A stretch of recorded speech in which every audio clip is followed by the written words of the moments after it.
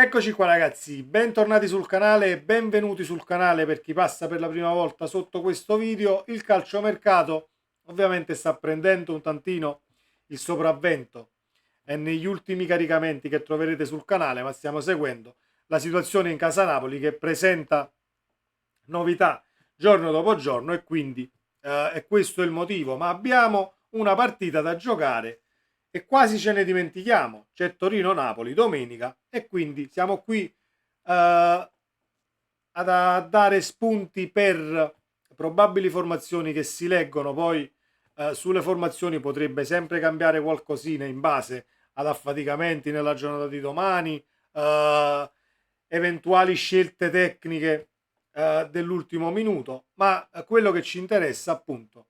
è come gioca il Torino, come si presenta appunto la squadra di Juric e l'analizzeremo con la nostra lavagna tattica. Ci sono un paio di cose che volevo discutere appunto con voi e fatemi sapere cosa ne pensate qui sotto nei commenti e vi invito ad iscrivervi al canale per chi non l'ha ancora fatto, attivando la campanella delle notifiche, così restate aggiornati sui contenuti. Partiamo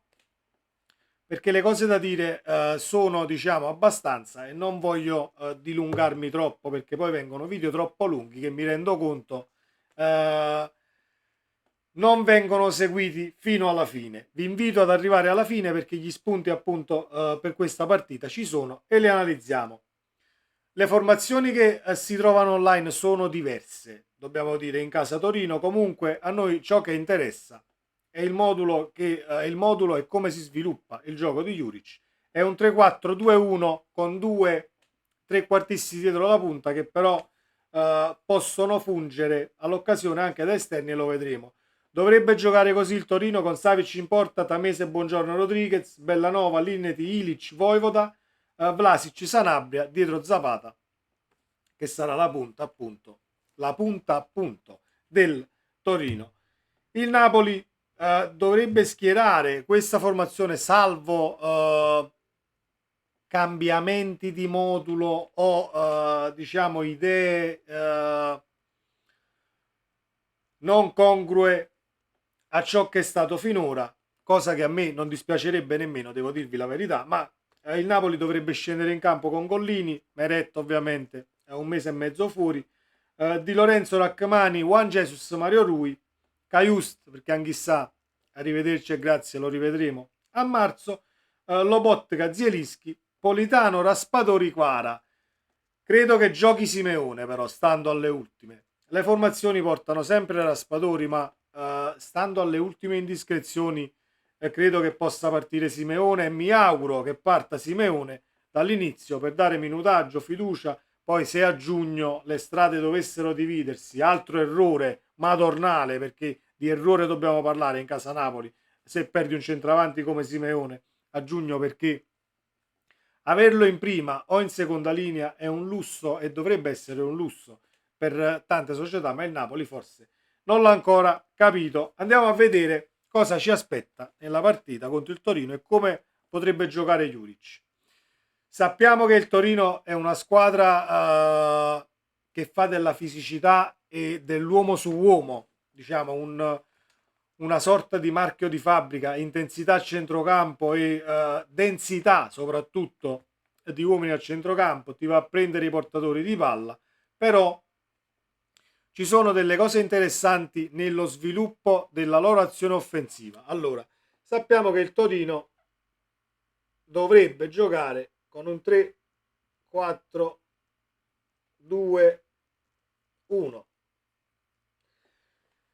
In fase offensiva questi signori qui, questi due signori dietro la punta, in base alla circostanza e ovviamente a come si pone l'avversario in campo, o stanno in questa posizione e te li ritrovi qui, oppure si allargano e diventa un 3-4-3 a tutti gli effetti. Allargandosi, cosa succede? Che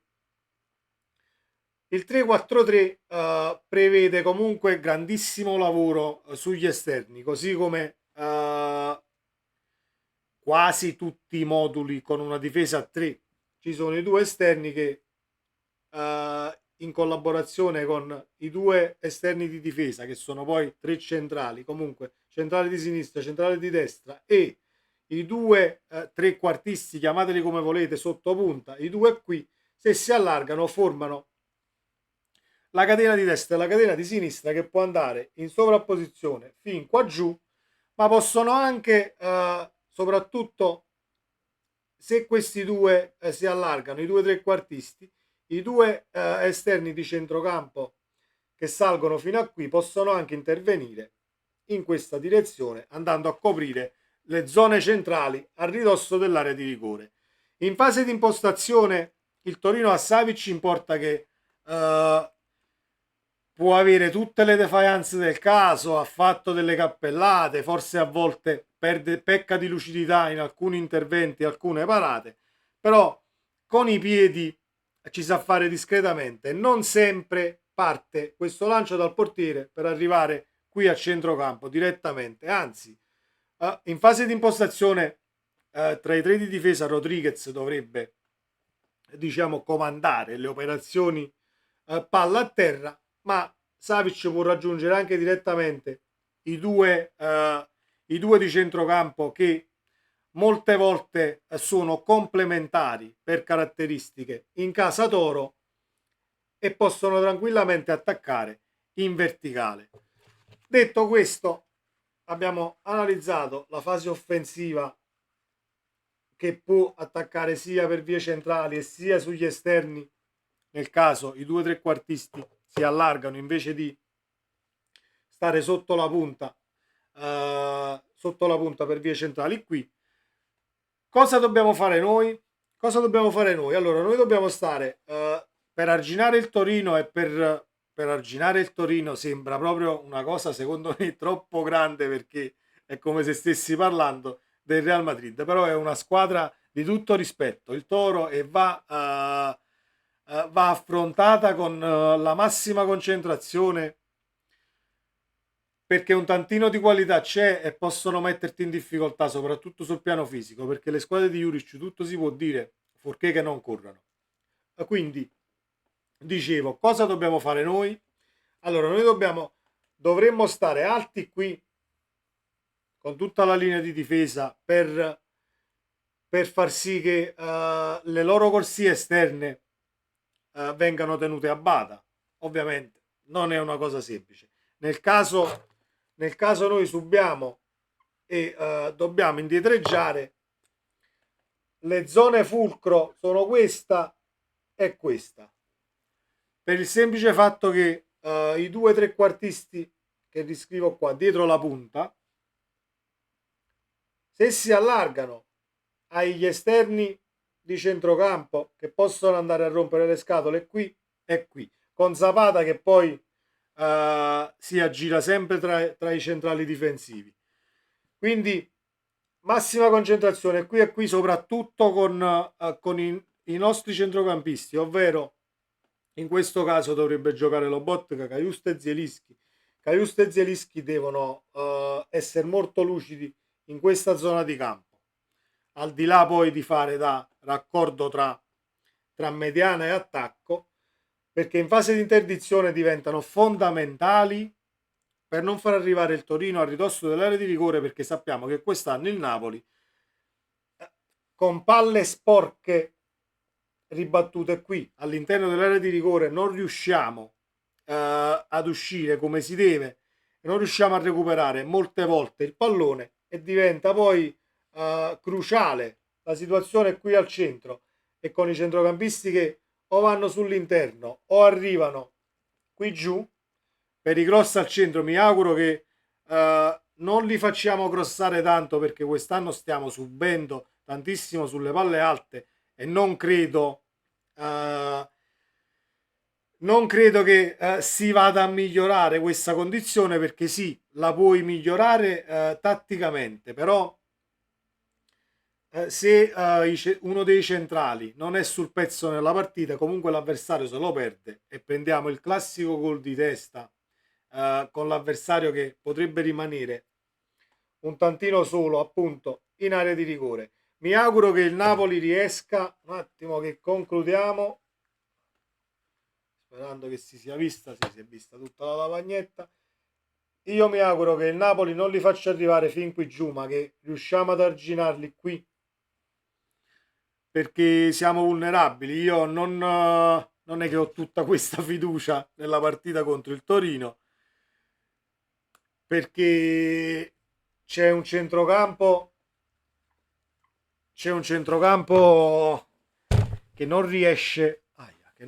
a seguire la doppia fase come si deve, quindi parliamo di una difesa scarsa, parliamo di una difesa che non esiste, però i demeriti vanno comunque divisi con un filtro, tra virgolette, a centrocampo che stenta ad essere quello dell'anno scorso o stenta ad essere un filtro vero e proprio, così come dovrebbe intervenire la mediana nella doppia fase, soprattutto in quella difensiva. Perché poi il problema in fase offensiva del Napoli, l'abbiamo visto, ai tre davanti, e quando scendiamo tutti quanti, ti trovi gli esterni qua, al limite i terzini che stanno seguendo l'azione. Se non si va in sovrapposizione fin qui giù, ti ritrovi un centrocampo che rimane quasi qua, con le due mezzali che non raccordano appunto la fase offensiva, e diventa un attacco sterile, tanto è vero che ci siamo trovati quest'anno in molteplici situazioni dove avevi un esterno d'attacco o un terzino che scendeva sulla fascia qui, si ritrovava a dover mettere una palla al centro dove c'era solo Osimhen, e al limite la palla veniva spizzata dalla difesa avversaria, arrivava qui al limite dell'area di rigore dove non c'era praticamente nessuno, oppure ci arrivavamo talmente in affanno che ne usciva un tiro direttamente in curva, cosa che deve migliorare assolutamente. Io ovviamente non sono né un commissario tecnico né tantomeno ho il patentino per allenare, parlo solamente per ciò che vedo, ciò che riesco ciò che riesco a studiare, a leggere, ovviamente facendomi la testa così tra match analyst, analisi tattiche e quant'altro. Però le cose che si vedono sul campo sono palesi, e non andiamo, in questo momento non va né la fase offensiva né tantomeno quella difensiva. Io mi auguro che questa settimana senza la partita, diciamo, infrasettimanale, abbia aiutato nel risolvere queste situazioni, o se non si sono risolte del tutto, nell'averle migliorate un tantino. Col Torino bisogna restare nei classici 30 metri, cioè qui e qui, con le linee, perché se ti sleghi, loro hanno densità a centrocampo e appunto i due trequartisti che si allargano, che ti possono creare non pochi problemi. Quindi speriamo che siamo noi più in giornata di loro, e di portare questi 3 punti a casa, che sono fondamentali. Sono tutti fondamentali, a dire il vero. I 3 punti conquistati e le vittorie nell'arco di un campionato li dovevamo fare con il Monza in casa, ma visto che quest'anno sembra che fuori casa siamo più frizzanti, dai, mettiamola così. Sono fiducioso per quanto riguarda questa partita, anche se le lacune che abbiamo visto dall'inizio campionato fino all'ultima partita giocata ci sono e vanno appunto analizzate. Mi auguro che questo video vi sia piaciuto, ragazzi. Fatemi sapere la vostra qui sotto nei commenti. Sempre Forza Napoli, e speriamo di far 3 punti. Ciao!